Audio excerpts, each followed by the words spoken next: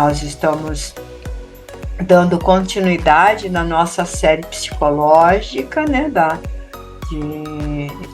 onde nós colocamos vários assuntos mais externos da nossa... Das coisas psicológicas que acontecem conosco. Então eu falei de vida, falei de desafio, falei de rotina, a semana passada nós falamos aí de ansiedades, a gente já entrou nessa parte mais interna. Semana passada nós falamos de ansiedade e hoje nós vamos falar de medo. A partir de agora, então nós conversamos medo aqui. Nossa, Sônia, eu tive uma série de dúvidas com relação a medos. Aí as dúvidas mais intensas, mais voltada para nós mesmos, a gente trabalha em mentoria. Não, é uma dúvida dentro da aula. Faça a pergunta no final do mês, no final da live. Vai anotando, vai gravando aí. Então, vou abrir os nossos slides para a gente começar. Então, hoje a gente vai falar de medo, né? O que é o medo? Então, medo, aquilo que nos assalta, né? Então, a gente tem que ter essa... Deixa eu só voltar aqui, né? Tá voltando aqui. Um pouquinho, tá entrando demais aqui, né? Coloquei uma tela negra hoje, mas acho que não ficou muito bom, não. Acho que poderia ter colocado uma tela de outra cor, né? Semana que vem a gente volta com outra cor. Então, o que é o medo? Como é que a gente vai pensar no medo? Não, tá, voltar, aí. Uma só. Isso, né? Então, medo,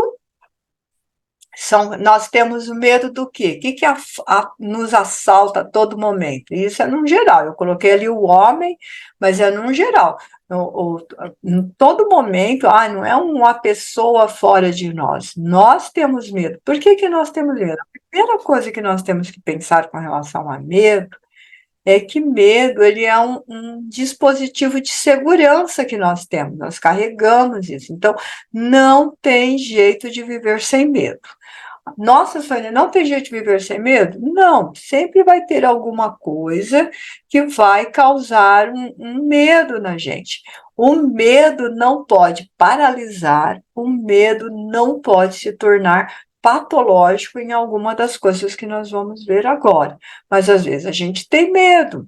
Então, a gente desconhece uma pessoa, a gente tem medo. Conhece aquela pessoa, acabou o medo. A gente tem medo de altura e passeia de avião, acaba o medo. Tem medo de altura, faz uma trilha, acaba o medo. Tem medo de roda gigante de montanha-russa, nunca tive coragem, mantenho o medo, continuo lá. Nada de montanha-russa para mim, nada de roda gigante. Gente, eu ousei-me só uma única vez entrar na roda gigante. Eu tinha 9 anos de idade. Então, quando a roda gigante chegou no alto, quando ela ficou no alto, eles pararam para pegar alguém embaixo. Eu acordei no hospital, eu não vi o resto da volta. Quando eu acordei, eu estava no hospital. Além de eu não fazer outras voltas, ainda estraguei o passeio, o outro, né? Então, tem medo de altura, mas eu passeio de avião normalmente. Então, são determinadas coisas. Moro alto normalmente, então são determinadas coisas. Pode vencer todos os medos? Nós conseguimos vencer todos os medos da nossa existência? Claro que não. Tem um monte de coisa que a gente vai vencer e tem algumas coisas que não venceremos, mas ela não pode nos paralisar. Então, nós temos fatores sociológicos, nós temos pressões psicológicas, nós temos impositivos econômicos que causam, às vezes, uma violência irracional, que amargura os nossos mais profundos sentimentos, levando a gente, sim, em abismos de depressão. A depressão, gente, todas as vezes que a gente não está bem, todas as vezes que a gente está triste, que a gente está aborrecido, se a gente mergulhar nesse sentimento de tristeza, nós vamos entrando aí numa depressão. É diferente de uma depressão provocada por um distúrbio do cérebro, que a gente chama de uma depressão clínica, e é diferente. Eu estou falando aqui de uma e tá um dia chuvoso, a gente fica meio deprimido, fica meio melancólico, assim, fala, nossa, que dia triste, apesar que não são todas as pessoas. Eu, por exemplo, no dia de chuva eu gosto, mas tem gente que não gosta. Como tem pessoas que não se sentem bem no inverno, acho o inverno deprimente, triste, coisa parecida. Então, isso são questões emocionais, diferente da clínica. E ainda nós temos o contexto social bastante injusto. Por que a gente tem um contexto social bastante injusto? Ele nos cobra várias posições, ele nos cobra várias coisas que às vezes não estamos prontos para seguir.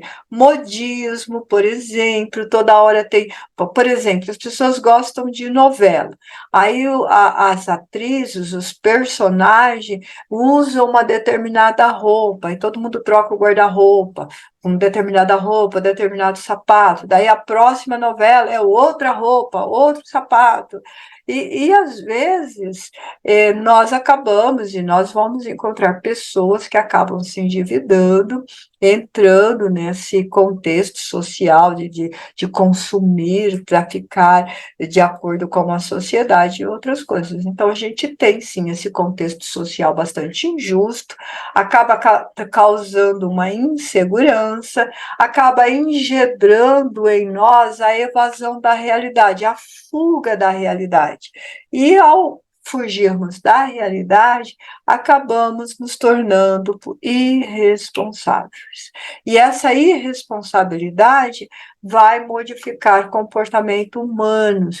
Onde que nós vemos muito isso? Quando a pessoa acaba fazendo uma fuga para contextos ilícitos, por exemplo, quem vai para os alucinógenos, ou então quem acaba adquirindo o antissocial, não consegue sair de dentro de casa, um comportamento irritadiço com as pessoas da sua casa. Então, tudo isso são engendramentos que vêm desse contexto, dessa fuga da realidade, desse comportamento que acabamos por modificar.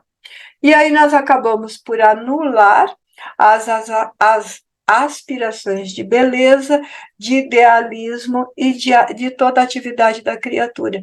Então, quando a gente vê uma pessoa que tem uma aspiração, que tem um sonho, que tem um desejo, que tem um anseio, que tem um hobby, às vezes a gente acaba anulando em nós a beleza dos atos. Às vezes a gente se castra tanto, às vezes a gente se pune de tal maneira que acaba coisas simples que vai dar uma motivação para a sua vida, ele não consegue fazer. Então, andar de braços abertos, sentindo o ar da tarde, cantar na chuva. Vocês já assistiram? É um filme antigo, maravilhoso, Cantando na Chuva. Aquela alegria que o filme quer passar ali, né? O Gene Kelly lá dançando aquela música maravilhosa lá da chuva. É uma grande realidade. Às vezes a gente perde essa aspiração de beleza e nós precisamos ter um encantamento pela vida. Eu nunca vou deixar de comentar isso e de falar disso. Nós precisamos ter, sim, um encantamento pela vida. Ter uma vontade de viver, acordar disposto de manhã, falar, nossa, que coisa maravilhosa, eu estou acordado, eu estou vivo para mais uma vida, eu estou feliz para mais um dia. Às vezes, nós não acordamos com essa dinâmica toda. Às vezes, a gente está ali na internet de escada, está demorando para fazer download, o corpo está sozinho, o espírito está em algum lugar. Mas a gente não pode ficar desse jeito o tempo todo. A gente pode ficar dessa maneira o tempo todo, nós estamos aí em depressão. Então, a gente acaba, né, encerrando a nossa vida aí em redutos dentro do nosso lar e dentro de coisa, e a nossa vida vai ficar instável. As emoções serão como ilhas individuais e grupais. Vocês já notaram o quanto que as pessoas acabam agrupando dentro das suas casas? A pandemia, ela trouxe muito disso. As pessoas descobriram que podiam se comunicar sem sair das suas casas, que ela podia conversar com o mundo sem sair das suas casas. Então passou a ter o quê? Um contato virtual, um contato digital. E as pessoas foram se isolando e estão se isolando. A tecnologia é importante para nós, importantíssimo, fundamental. Veja, se não fosse isso, nós não estaríamos em condições de nos comunicarmos agora, de conversar e de estarmos aqui. Cada um de nós está num lugar. Mesmo aqui na nossa cidade, quem está aqui na cidade, cada um, eu e o Júnior somos de Campinas, mas eu estou num bairro ali no outro, né? Então, a gente vai ver aí a Ivone está em outra cidade, a Iracema está no bairro de Campinas, mas quase do outro lado do que eu moro, quase uma ferradura. Então, o Carlos, lá no sul do país, então a Vera, em Minas, então a gente tem essas diferenças de estado e estamos todos juntos, acolhidos, num amor, num carinho, num acolhimento, numa fraternidade. Só que o relacionamento não pode ser só isso, a vida não pode ser só isso, ainda mais se dentro da nossa casa vira isso. Se você está assistindo televisão e o seu companheiro não senta perto de você, se você não pode aconchegar no colo dele, ou então, às vezes, a pessoa fica tão irritada, senta aqui, senta lá, tem o sofá da sala, as pessoas compram, tem salas grandes, na minha casa não acontece isso, porque a minha casa é um ovinho, bem pequenininho, então tudo tem que ser pequenininho e aconchegante. Todo mundo sabe que tem que ser pequenininho, porque não tem espaço na minha casa. Mas quem tem um espaço grande, compra aqueles sofás, eu falo que é aqueles sofás continente, são imensos. Aí um senta no continente norte, o outro no continente sul. Eu fico pensando assim, falo assim, gente do céu, como é que pode essa distância? Ah, não encosta em mim não, que você dá calor, mas é tão bom roubar calor. É tão bom roubar calor, é tão gostoso o aconchego de ficar ali de mãos dadas, no ombro, conversando. Ah, mas eu não tenho marido, Sônia. Pode ser a sua mãe, pode ser o seu filho, pode ser o seu travesseiro, se você mora sozinho, né, Júnior? Né? Então, pode ser o travesseiro, mas gente, pelo amor de Deus, aconchego. A gente não pode se transformar em ilhas. E olha que nós temos essas ilhas, esses grupos dentro de casa, se comunicam por celular, o filho no quarto, o pai na sala, a mãe na cozinha. A gente precisa de um pouco de bate-papo. Eu sempre brinco isso. Eu gosto de ir lá na casa da Iracema. A gente senta lá na cozinha, e ela vai assim, quer um cafezinho? Quero. Quer não sei o quê? Quero. É só levantar, pegar e na mesa ali, a gente batendo papo, conversando, quando vê escureceu, coisa parecida. Na casa da Lília é a mesma coisa, a gente não vê a hora passar, não vê o dia passar. Isso é muito bom, isso é muito gostoso, isso é muito importante, então a gente precisa ter confraternização. Então, esses grupos, eles fogem-se de uma expectativa, procuram, não se equilibram e fica naquele tumulto de agressividade. Vocês já notaram como que as pessoas estão irritadas? Como que as pessoas são agressivas? Gente, a agressividade, assim como o medo, ele é um dispositivo de segurança que nós temos. Nós temos que ficar em alerta. Quando os nossos antepassados estavam lá nas savanas, eles não podiam ficar olhando, brincando de mal me quer, com a Margarida, mal me quer, bem me quer. Eles não podiam ficar olhando a lua, as estrelas. Eles tinham que estar muito em alerta para sobreviver. Então, o medo ali era um instinto de sobrevivência. E nós temos essa herança. Então, o medo, ele tem como dispositivo nos colocar em alerta. Eu sempre digo para as pessoas se pautarem com medo, igual o sinal de trânsito. Né? Então, aqui no estado de São Paulo, a gente chama de farol, lá no sul, a gente fala sinaleira. Né? Então, ou se pautar pelos sinais de trânsito. Verde, você pode ir, você pode se transitar. O que seria o verde com medo? Segurança, tranquilidade, serenidade, equilíbrio, se sentindo em paz. Você não está muito bem, você entra em estado de alerta. Você está em algum lugar que você precisa ficar em alerta, amarelo. E você só vai entrar em vermelho se o perigo se fizer muito, muito presente, muito real. A gente entra no pare, no amarelo, no vermelho, mas a gente não pode se paralisar a tal ponto de não fazer nada, de não sair do lugar. Então, nós temos dificuldade de ter uma conversa, nós temos dificuldade de esclarecer um ponto. As pessoas acabam abusando da gente, a gente vai deixando, porque tem medo de conversar com a pessoa, e quando vai falar, quando não aguenta mais, quando encheu o balde, quando encheu todas as suas possibilidades, parte para a agressão. Então, a gente não pode fazer. Ou então tem um comportamento alienado. O que é um comportamento alienado?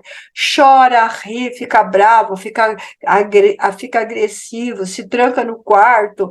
E aí, quem vive com aquela pessoa fica assim: meu Deus, como é que eu vou viver com essa pessoa? Eu não sei como é que eu posso viver com essa pessoa, porque a cada momento, a cada segundo, ela tem um comportamento, e esse comportamento acaba por ficar, por se apresentar, por se tornar patológico. Então, o medo fica patológico, a depressão fica patológica, a ansiedade por aí afora. Então, a gente mesmo, nós mesmos, vamos provocando isso quando a gente não presta atenção no nosso comportamento, quando a gente não se tem consciência do que a gente está fazendo. Então, precisamos prestar muita atenção nisso. E o que nós fazemos? Nós emparedamos-nos no lar, então a gente fica encarcerado no lar, ou vamos perdendo a nossa identidade. Eu me lembro, em relação a si mesmo, eu me lembro de uma pessoa que fez mentoria comigo uma época, e ela dizia assim: ah, Sônia, eu não sei quem eu sou. Mas você não sabe quem você é. Ah, eu não sei o que eu gosto, eu não sei o que eu sinto, eu não sei o que eu quero. Então vai se perdendo, vai perdendo o quê? Vai perdendo a sua identidade. Eu deixo as pessoas me conduzirem. E é muito difícil quando a gente acaba deixando as pessoas nos conduzir dessa maneira. A gente deve evitar de acontecer isso. Então, a gente vai acabando também por dentro dessa perda de identidade, se consumindo em conflitos e desequilíbrios de porte mais grave. Então, a pessoa está toda hora numa ansiedade, num medo, medo da morte, medo de sair de casa, de medo de comer as coisas, come demais, acaba desenvolvendo hipocondria e vai criando coisas que vai transformando essa vida num desequilíbrio total. E o que é isso? Essa insegurança, esse medo.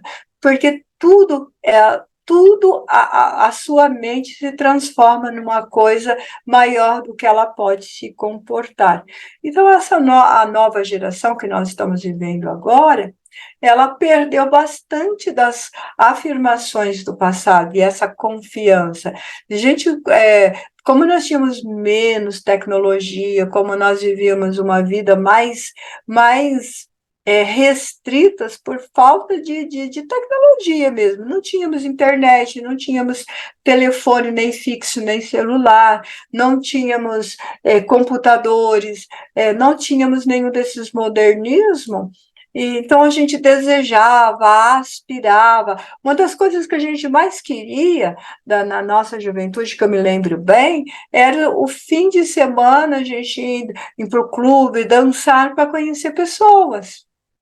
Então, o jeito de se relacionar era ir para as praças para conhecer pessoas, cinema, lanchonete. Então, a gente saía de casa com o intuito de se relacionar.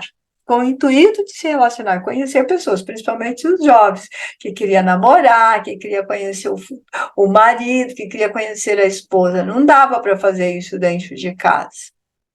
E hoje se faz isso, se vê isso, toda hora a gente vê aí o quê? Pessoas que caíram em golpes da internet, de possível namorado, coisa parecida. Então a gente precisa tomar muito cuidado mesmo.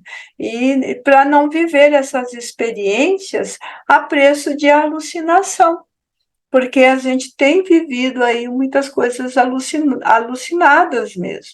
E vamos tendo esses escapismo, vamos fugindo toda hora das coisas e acabamos por não superar o medo, vivemos num receio, acaba por se sobressair e por ter experiências negativas, experiências que acabam te machucando, experiência que acaba ferindo, e você acaba voltando para o emparedar-se do lar novamente e se perder completamente.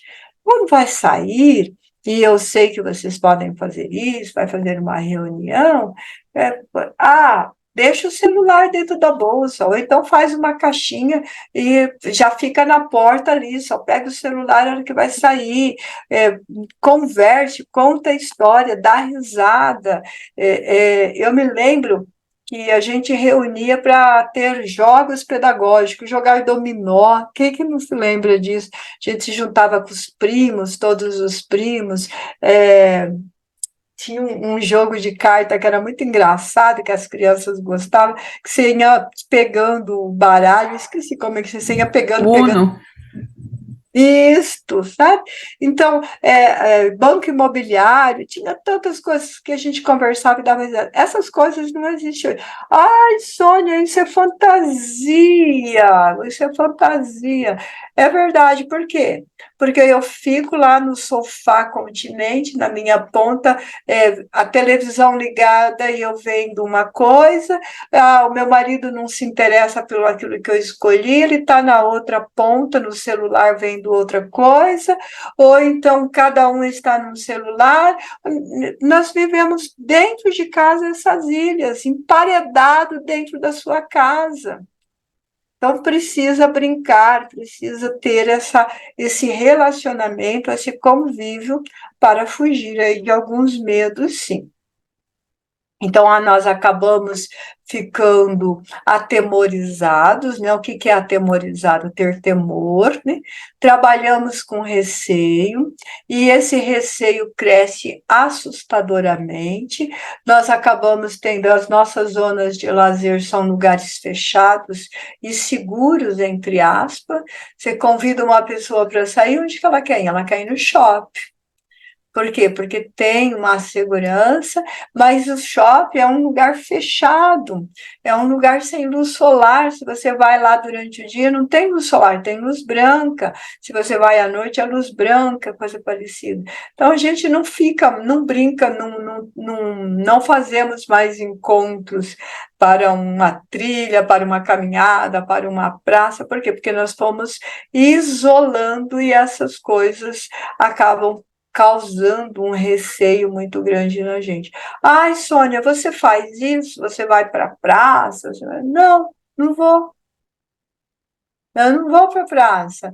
Eu trabalho e saio do meu trabalho, eu vou visitar os meus pais, eu faço caminhada, ando no bairro, saio dos meus pais eu faço trabalho voluntário, eu converso, só que eu converso muito com pessoas, pessoalmente. Por quê? Porque eu faço trabalho voluntário, porque eu converso, porque eu brinco, adoro abraçar, adoro chamar de linda, de maravilhosa, de lindo, elogio. Ai, que barba bonita que você está hoje, Júnior. De vez em quando eu encontro o Júnior, elogio as pessoas, porque é assim que a gente troca carisma. Elogiar as pessoas, e aí a gente se encontra em casas de amigos, e a tarde toda, eu acabei de falar da Iracema, da irmã dela, e a gente fica a tarde toda, o dia todo, às vezes vai para a noite, coisa parecida, e isso é muito bom. Às vezes a gente vai passear, a gente marca encontro. Que tipo de passeio que a gente gosta? Que está ao ar livre, trilha, no meio das árvores, praia, coisas livres, montanhas. Nós fomos para o sul, nós escolhemos, uma vez eu me lembro disso, e a Terra da Vera, Pouso Alegre. Fazíamos um tempão que nós não tirávamos férias, acho que já há mais de 10 anos que nós não tirávamos umas férias. O dinheiro estava mais curto, a gente estava numa vida mais apertada e não tirávamos férias mesmo. E aí, quando a gente conseguiu se programar, nossa, vamos ter uma férias, nós escolhemos Pouso Alegre. Alguns amigos falaram que a gente era loucos. Como assim vocês vão ter férias em Minas, lá no meio do nada? Não tem nada. Nós descobrimos tantos lugares bonitos, tanta cachoeira, tanto restaurante de comida típica, áreas maravilhosas. Foi em Santa Rita do Sapucaí, eu acho, nós fomos parar no meio do nada, o Google colocou a gente assim no meio do nada, assim, fantástico. Passamos por várias cidades, São Tomé das Letras, mas eu não consegui encontrar o Ventania, né? Eu não consegui encontrar o Ventania. Eu fui de São Tomé das Letras com a intenção de encontrar o Ventania, mas não encontrei o Ventania. Gente, o Ventania é um cantor, que é um cantor artesão, sei lá assim, é esse mesmo o nome dele, Ventania. Ele tem uma voz maravilhosa, rouca, né, maravilhosa, mas as letras da música dele não é, a voz dele é maravilhosa, as letras dele não é muito aconselhável, não. Então, mas ele como pessoa, queria conhecer ele como pessoa, né? Mas não deu certo. E a gente viajou, e isso foi maravilhoso, foi a melhor férias daqui que nós tivemos. Nossa, foi a melhor férias que eu tive até ali. Depois disso, eu tive outras férias maravilhosas. Fiquei 15 dias na casa do Neto, irmão do Júnior, na praia, foi maravilhoso.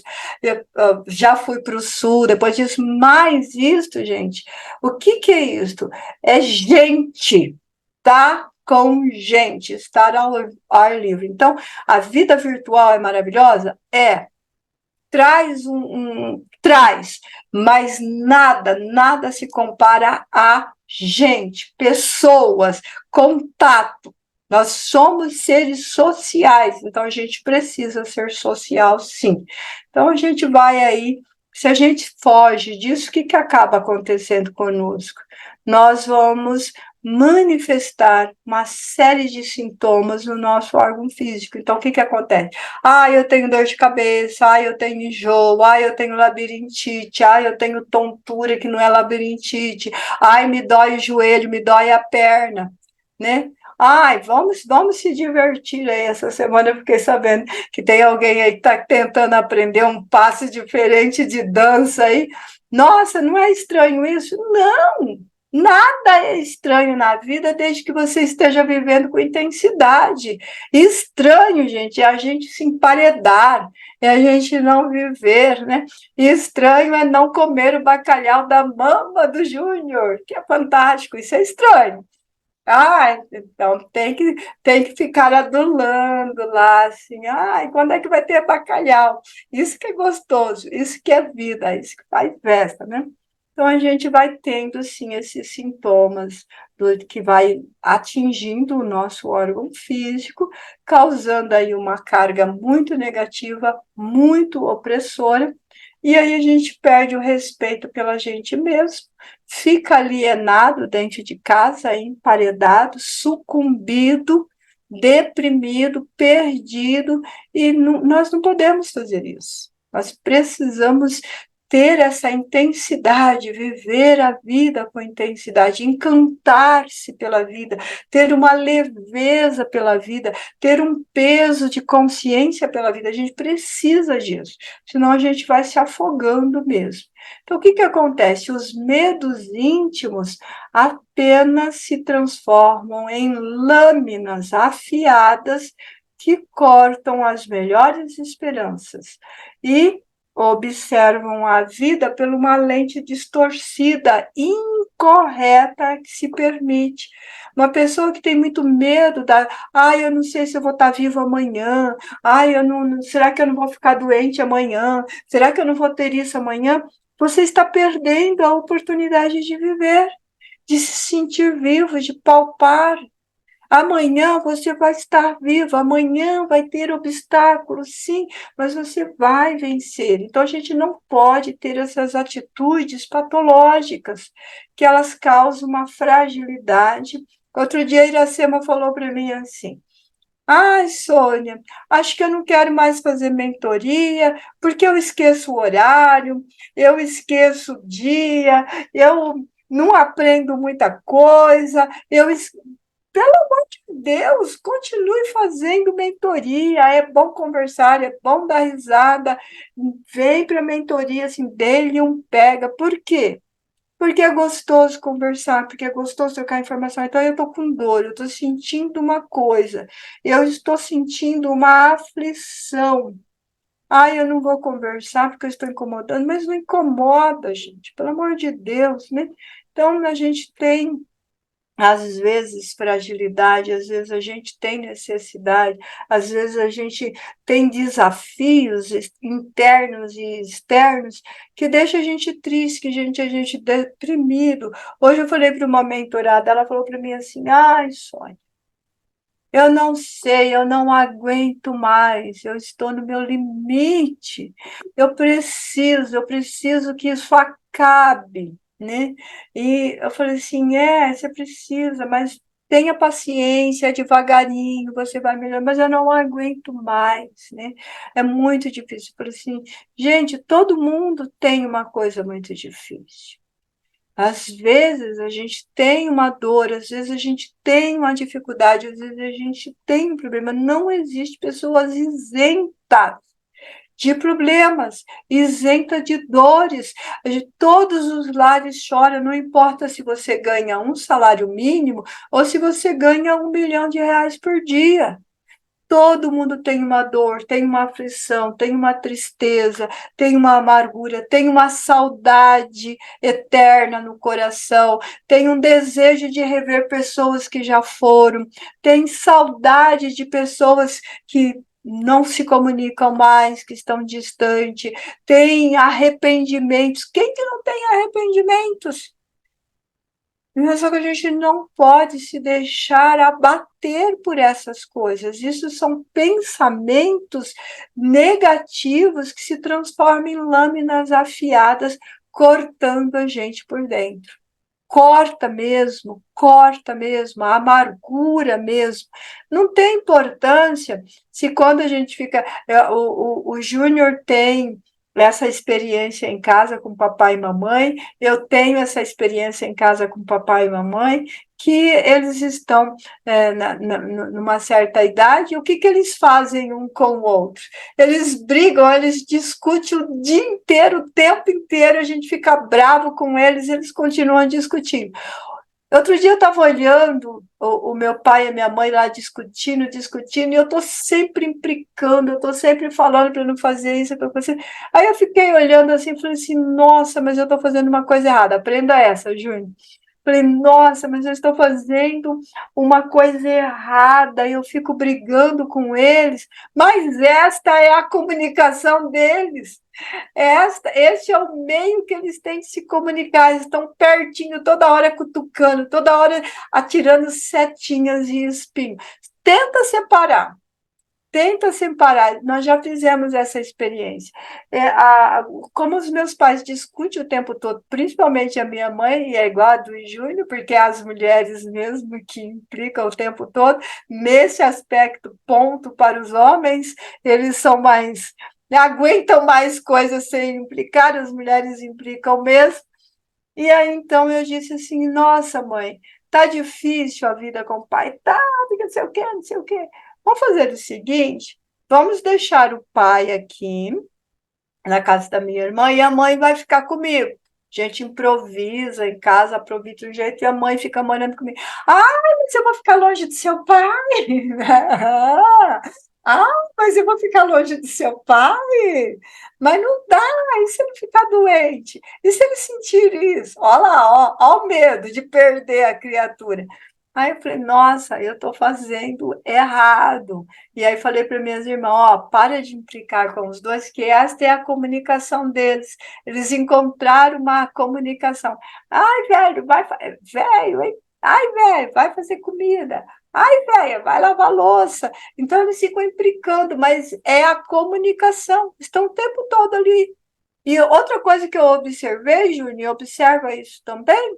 Minha mãe vai lá para frente. Ah, mãe, vamos dar uma volta na rua? Não demora 5, 10 minutos, meu pai vai para a rua. A gente entra, meu pai entra também. Por quê? Porque eles têm que ficar perto ali. Então, a forma de comunicação deles é de ficar caçando um jeitinho de implicar, né? Senão, como é que vai falar? Ai, velho, né? Então, é amor isso, é amor. Então, deixa seu pai e a sua mãe ficar se pegando ali, entendeu? Aprenda essa, aprendi esses dias. Então a gente precisa se adaptar.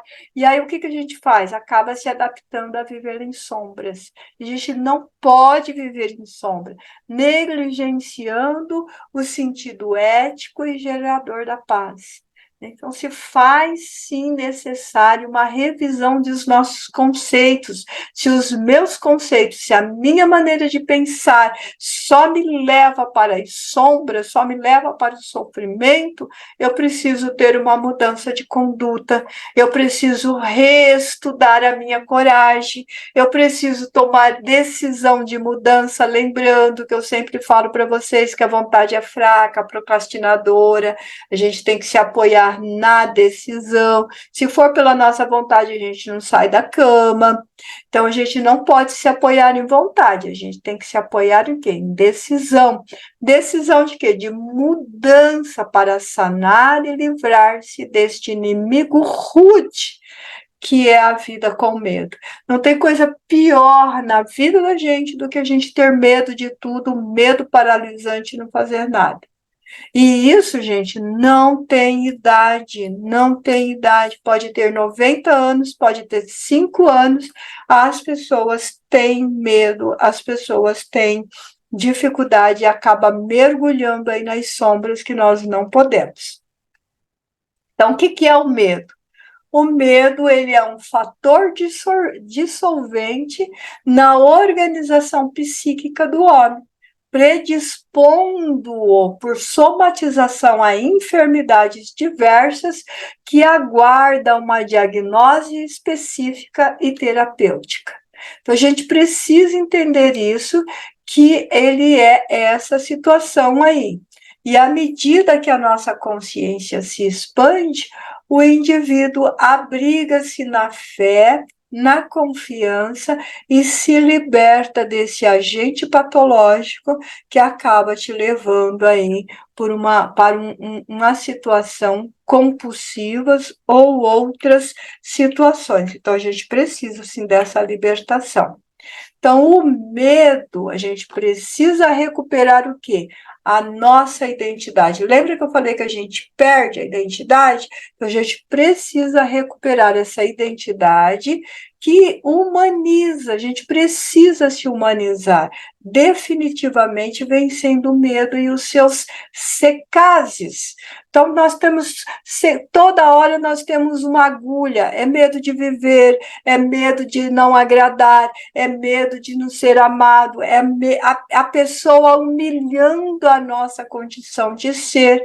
Então a gente permite esse tipo de coisa e vivemos nas sombras. Então a gente precisa olhar o que é que afeta a nossa condição para que isso não ocorra conosco, nem ontem, nem agora, nem no futuro. Ninguém pode nos humilhar, ninguém pode transformar, emparedar-nos em casas e em lares, certo? Então, o que que a gente precisa? A gente precisa ter uma consciência de si. Plínio, né? Pois o Plínio, que esse grande sábio, né? Permite o indivíduo a abrigar-se na fé e na confiança. Quando a gente se abriga na fé e na confiança, a gente tem consciência de si. Harmoniza-se com a ajuda da ciência médica, quando é uma depressão clínica, quando é uma ansiedade clínica, quando é um medo patológico, precisa sim da terapia médica, precisa sim de remédios para equilibrar e uma terapia onde consegue envolvê-los no seu equilíbrio, na sua identidade e te humanizar novamente. Vencer o medo, vencer as suas dolorosas consequências para a gente alcançar uma saúde mental, física, né, uma saúde espiritual de uma vida plena. Então, a gente só consegue uma vida plena quando a gente. Deixa eu fechar aqui. Né? A gente só consegue uma vida plena quando a gente se dedica efetivamente na mudança das coisas que ocorrem com a gente, quando a gente toma a decisão. Ah, eu tenho medo. Ah, eu estou com medo. Eu estou com medo de quê? Por que que eu estou com medo? O que que esse medo está me causando? Por que que ele está me causando?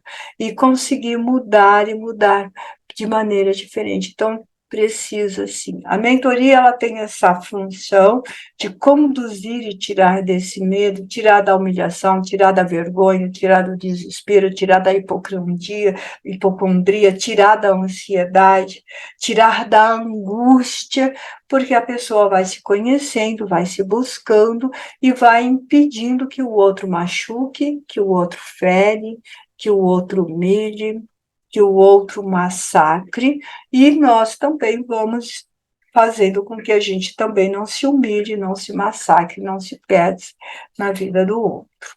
Entendeu? Dúvidas abertas, questões agora.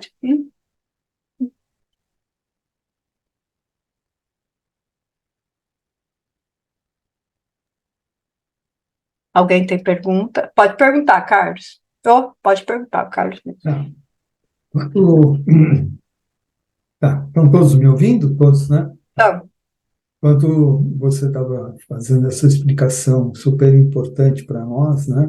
Eu fiz algumas anotações e no final você falou sobre medicamentos, né? E, Sônia, a primeira coisa que me ocorreu foi o seguinte, né?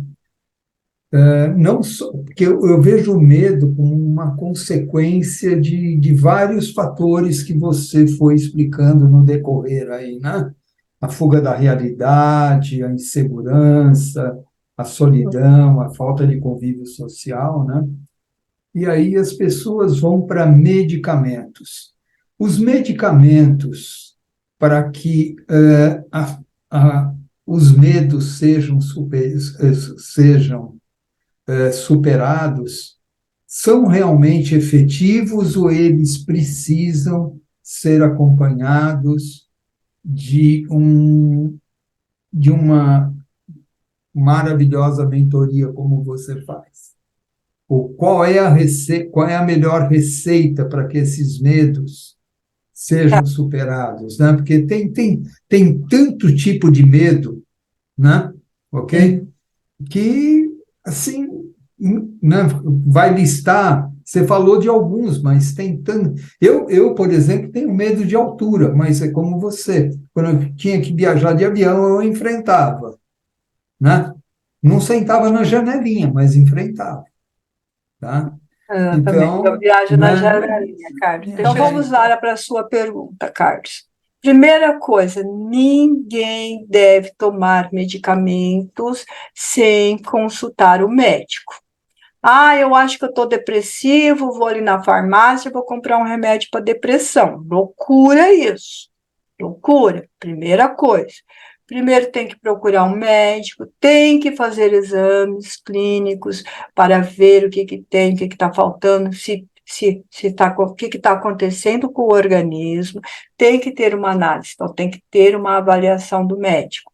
Às vezes precisam de exames até mais detalhados, tomografias, encefalograma, porque nós estamos falando de cabeça, nós estamos falando de cérebro. Então, primeiro tem que fazer isso, né? Iracema sabe bem como é isso, ela lida bastante com o médico com relação a uma pessoa que ela ama muito. Tem que ir, tem que passar no médico, tem que fazer exames constantes, tem que ver a dosagem do remédio. Por que que precisa passar no médico quando é patológico? Uma depressão clínica, por exemplo, que o cérebro não está funcionando muito bem, o remédio vai equilibrar. Uma bipolaridade, o remédio vai equilibrar. Borderline, o remédio vai equilibrar. Esquizofrenia, pelo amor de Deus, o remédio vai equilibrar. Então, a gente precisa. Epilepsia. Então, uma pessoa é epilética e não quer tomar remédio. Precisa tomar remédio para não ter crise, para não entrar em estado de demência. Então, você fica tendo crise, vai ali autoconsumindo neurônios e acaba tendo uma demência. Então, sim, eu não estou bem, eu não estou me sentindo bem, está persistindo esses sintomas, tem que procurar o médico. Todos os meus mentorados, desde o primeiro contato e no acompanhamento do contato, eu falo de médico, eu exijo médico. A Lida, quando conversou comigo a primeira vez, você passou no médico, Lida, passei, o médico falou isso, me deu esse e esse remédio, perfeito. A Lucilda, você já foi no médico, passou no médico, viu isso, Zaira, Carlos, todo mundo, Carlos, nosso primeiro acolhimento, Carlos, você está com depressão mesmo? Você foi no médico? Ela é clínica? O que está acontecendo? Então, nunca vou deixar de perguntar e de saber se a pessoa foi no médico. Não, Sônia, eu fui no médico, o médico disse que é só emocional e disse que só o terapeuta tá bom. O meu eu preciso do terapeuta, mas eu preciso do psiquiatra, eu preciso do neurologista. Perfeito, a gente nunca vai dispensar. Então, é nesse aspecto. Então, não se pode tomar automedicação porque acha que está sentindo alguma coisa. O brasileiro, ele já tem uma tendência quase que natural à automedicação.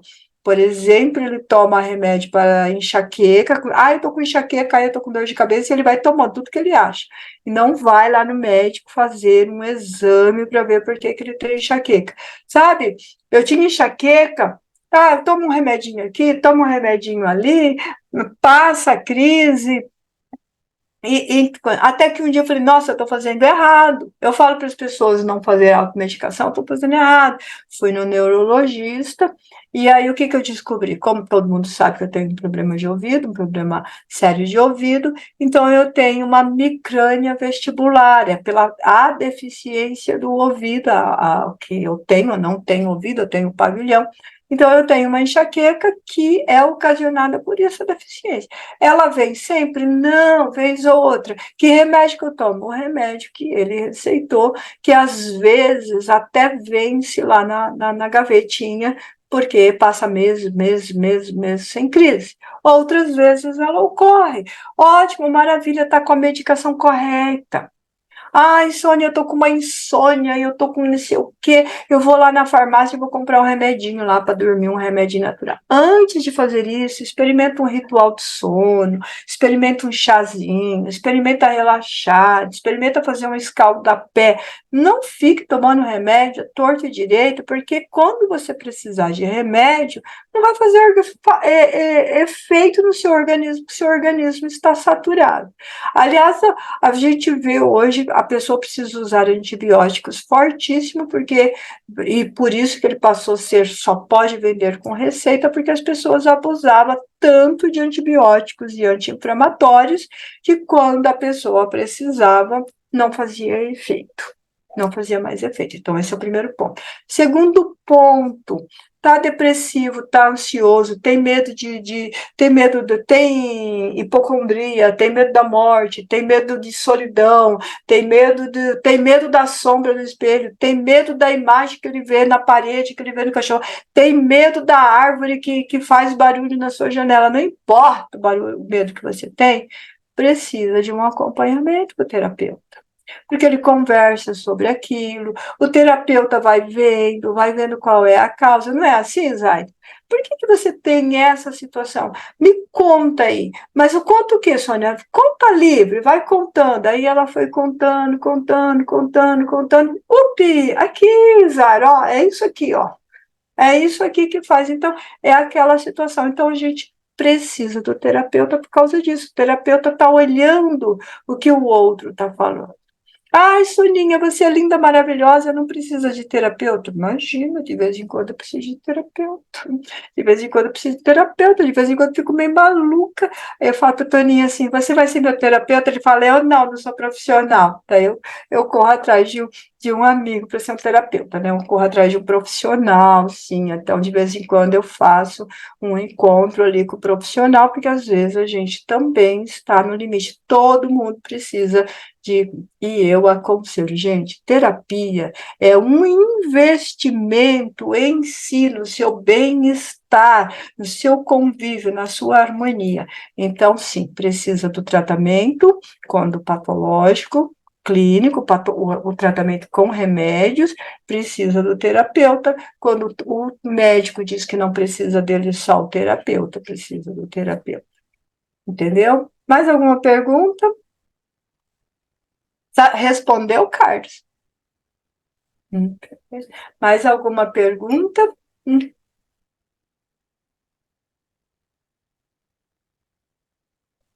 Vocês viram como que é a coisa? Eu conto para vocês, eu faço a live e vocês ficam assim sem pergunta. Eu vi a Ivone anotando coisas, né, Ivone? Tem pergunta, Ivone? Sônia, Pode perguntar, Iracema.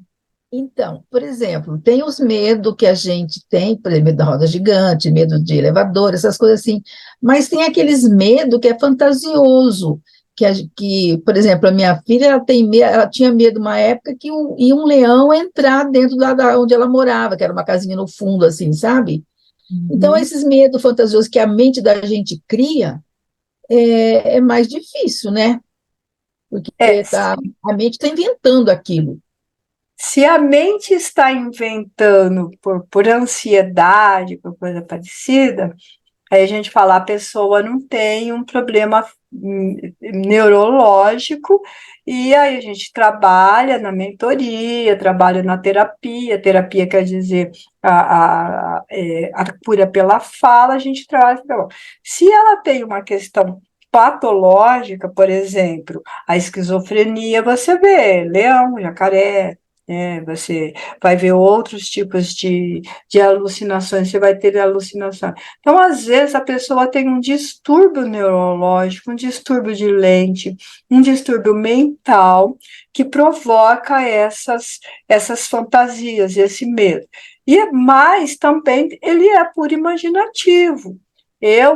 Muito tempo, isso, gente, lá nos anos 80, eu estudava na cidade e morava num bairro muito distante do centro da cidade. Então, um bairro que quem mora aqui em Campinas é na região do Campo Grande, então é um bairro distante do centro de Campinas. E eu tomava o último ônibus escolar que saía às 11h30 do centro da cidade. Eu estava chegando no meu bairro ali pela meia-noite, meia-noite e meia, estava chovendo às vezes até mais. E o ponto que eu descia para chegar na minha casa, Iracema, era longe, tinha assim um coisa. E E eu morria de medo de onça, não tem onça, eu morria de medo de jacaré, não tem jacaré, eu morria de medo de vaca, vaca de vez em quando eu atropelava algumas, porque era um bairro bem distante e um pouco rural, não foi uma vez e nem duas que eu caí em cima de vaca que estava no meio da rua. Mas eu tinha medo, e grande parte desse medo aliás, o medo todo era completamente fantasioso, era o medo de estar no meio da rua, sozinha, ao horário da noite, assim, então eu apertava o material aqui, o material escolar aqui no peito, e corria. Eu sempre chegava em casa assim, e aí a minha mãe falava assim, nossa, por que você faz isso para passar por esse tormento? Mas eu quero estudar. Então, passava por aquele tormento. Mas o que tinha ali? Ó? O enfrentamento. E aos poucos eu fui vendo que era fantasia, que era medo, coisa parecida. Às vezes a pessoa tem esse medo, igual você contou da sua filha, mas ela não tem coragem de enfrentar. Então, o racional dela diz que não tem leão ali. Diz isso. Mas o emocional discorda dela. Então, ela precisaria sim de acompanhamento. De acompanhamento. Eu sei que ela faz acompanhamento com o médico, mas talvez conversar com o terapeuta, conversar com o psicólogo, sei lá, faria com que ela ficasse mais ágil essa situação de se recuperar aí desses medos fantasiosos. Da mesma maneira que a pessoa tem medo que, aí, se amanhã eu estiver doente, se amanhã eu estou com gripe, se amanhã eu pegar sarampo, catapora, varicela, né, uma hipocondria, a dificuldade a probabilidade de no outro dia você estar com varicela, estar com gripe, estar com isso, é pequena. Mas ela tem aquela fantasia, daí ela toma remédio antes da hora. Eu conheci uma pessoa que tomava um monte de remédio. Meu pai é um grande exemplo disso. Se a gente está com alguma dor, qualquer dor, a gente evita de comentar perto do meu pai. Porque se você falar assim, eu estou tomando esse remédio aqui porque eu estou com dor, eu fui no médico, ele receitou esse remédio aí, que dor que você está, filha? Pai, meu joelho, estou com uma dor no joelho. Uns 10 minutos depois, meu pai está mancando de dor no joelho. Porque ele quer o remédio que você está tomando.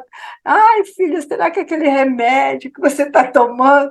Não, pai, eu não posso dar esse remédio para o pai. Esse é só para mim, é especificamente para mim. Deixa eu arrumar uma coisa para você. Então, de vez em quando, e é verdade, gente, a gente compra aqueles placebos, aqueles remédios que não vai fazer efeito nenhum, não vai fazer mal nenhum.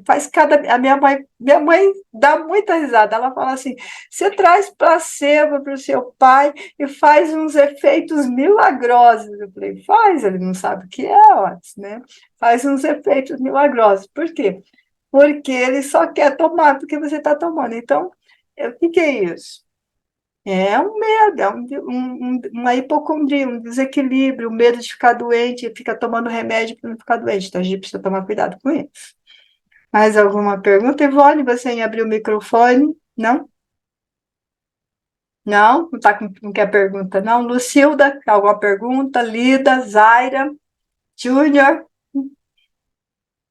Eu não sei quem mais está comigo aqui, deixa eu ver. Tem mais pessoas, mas hoje, por algum motivo, eu não estou vendo os contatos. Toda semana eu vejo todos, mas hoje eu não estou vendo porque eles estão com a câmera fechada. Então, eu não sei quem está aqui. Tem alguém que está com a câmera fechada e que quer fazer pergunta? Ó, eu não tenho pergunta, mas eu tenho um comentário. Hoje eu tive um medo muito grande. Hoje você teve um medo muito grande? Pode falar. De você não fazer a live. Por quê? Quando eu não vou fazer, eu já cedo. A semana passada eu não tinha voz, gente. Eu não tinha voz. Não, então, justamente, mas eu fiquei com muito medo hoje. Falei, será que ela não vai estar boazinha para fazer a live? Não te vi ontem. Exato, e eu comecei a melhorar de ontem para cá. Tô ainda, Sim. se dizer que de vez em quando a tosse quer aparecer, se eu começo a falar, ainda não estou 100% recuperada, mas dengue é assim mesmo, né? Demora um pouquinho e tal. Não, eu sei, eu sempre falo, a minha dengue foi pior do que as 3 Covid juntas. Uma amiga minha me falou isso ontem, uma mentorada, aliás, ela me disse que ela teve 3 Covid, não foi tão ruim quanto a dengue. Eu não Sim. sabia que ela era chata assim, gente, eu nunca tinha pego. O negócio é feroz, eu sei. E eu acho até que você tá bem legal hoje, viu? Tá legal, sim, já resolvi bem. Mais alguém tem alguma pergunta? Vera, Gerson, tem alguma pergunta? Não?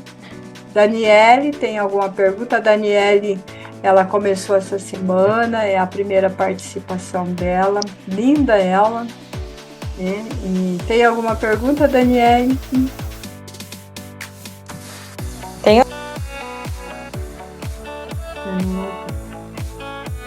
Você fechou o áudio, Daniele, só começou a sua palavra e não terminou.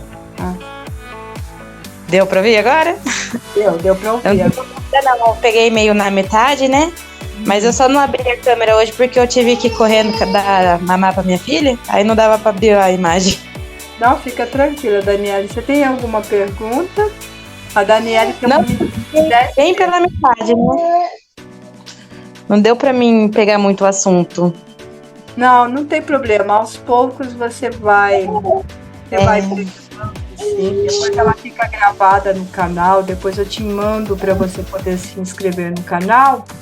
E aí você pode ver ela gravada inteira. A Daniele tem uma menina de 10 meses, então ela ainda é bem pequenininha ainda. Precisa ainda de cuidados especiais.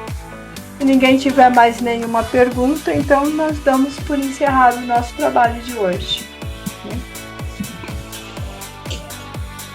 Boa noite a todos, tchau, até a semana que vem, muita paz para vocês e muita luz. Venha se divertir conosco com este bate-papo, se inscreva no canal Sônia Divino, ative o sininho, compartilhe com os amigos, compartilhe com os seus familiares. Venham fazer parte dessa grande família amada e divina.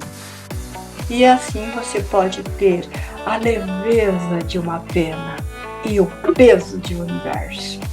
Venha!